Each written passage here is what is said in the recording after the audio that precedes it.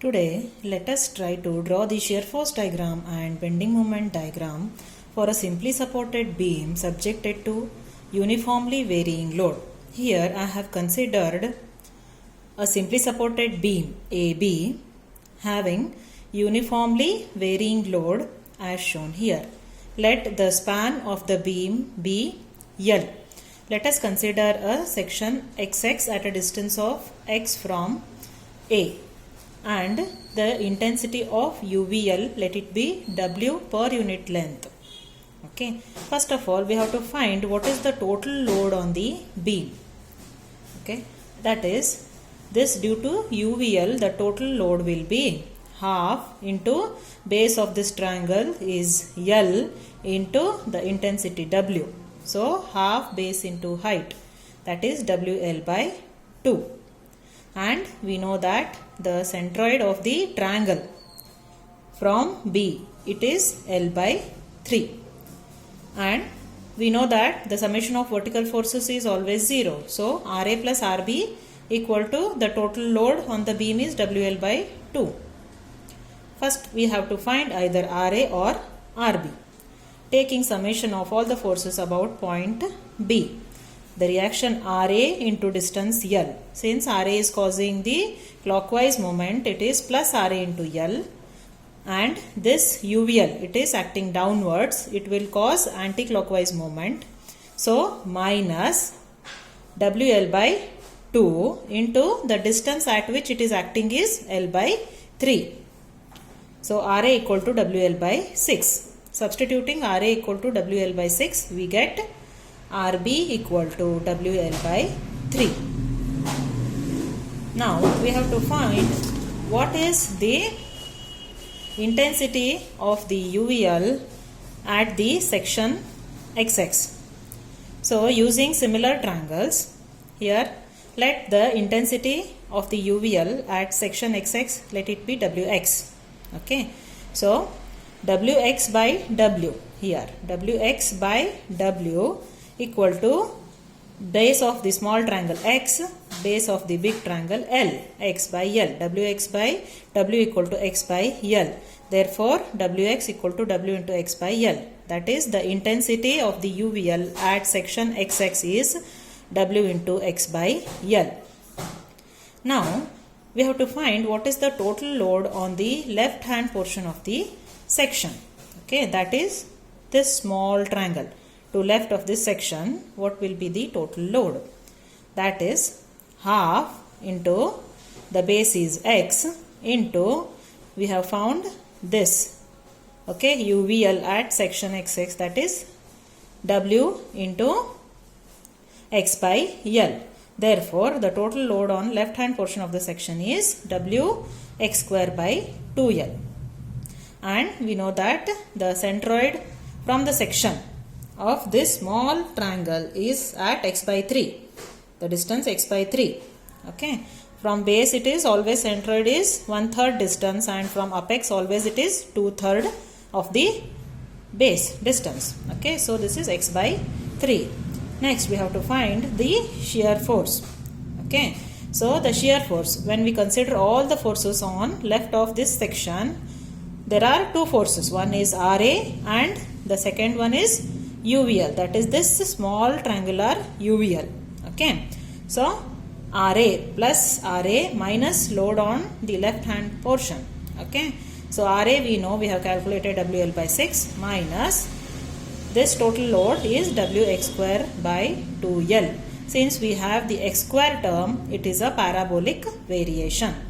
Now to find the shear force at point A and at x equal to L, we have to substitute x equal to 0, x equal to L.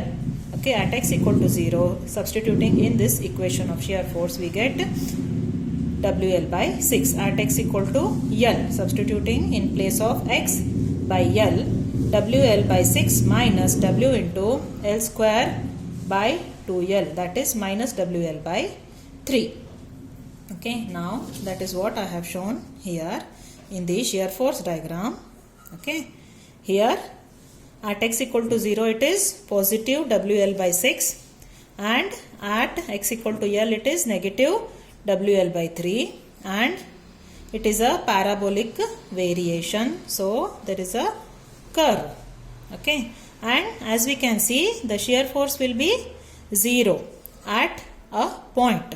Okay, now to find out at what point, okay, means at what distance from A the shear force is 0. Okay, we have this shear force equation. At this point it is 0. Okay, so if shear force is 0, we have to substitute in this equation to find at what x shear force is 0. So 0 equal to WL by 6 minus WX square by 2L. WL by 6 equal to WX square by 2L. Therefore, x square equal to L square by 3. That is nothing but x equal to, taking square root, that is L by root 3. So we get 0.577 L. Okay, that's what I have mentioned here. At a distance of 0.577 L from A, shear force is 0. This is how we draw the shear force diagram. Now, how to find the bending moment?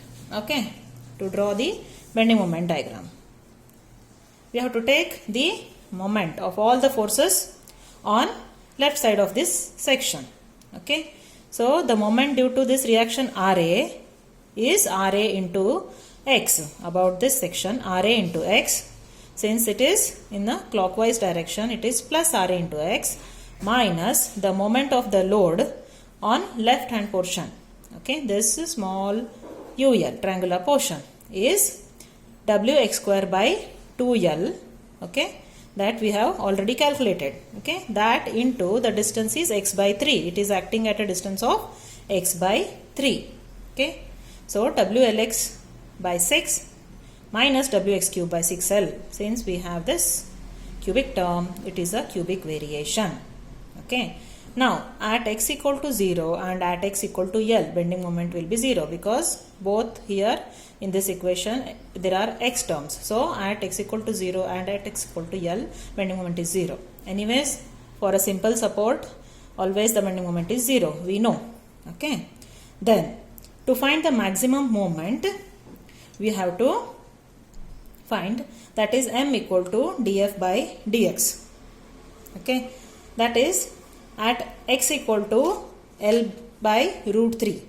Okay, when shear force is 0, the bending moment will be maximum, and we have found here already at x equal to L by root 3 or 0.577 L. At this point shear force is 0, so substituting x equal to L by root 3 in this equation to find the maximum bending moment. So m max equal to, in this equation, WL by 6 into L by root 3 minus W by 6L in place of x, L by root 3 whole cube. So taking WL square by 6 root 3 common, 1 minus 1 by 3, we get 0.06415 WL square on simplification. So I have drawn here the bending moment at A and B is 0, and where the shear force is 0, bending moment will be maximum. We have found out that the maximum bending moment is 0.06415 WL square. Okay, I have drawn it by a smooth curve because it is a cubic variation. So this is how we draw the shear force diagram and bending moment diagram for a simply supported beam. Okay, subjected to UVL. Thank you.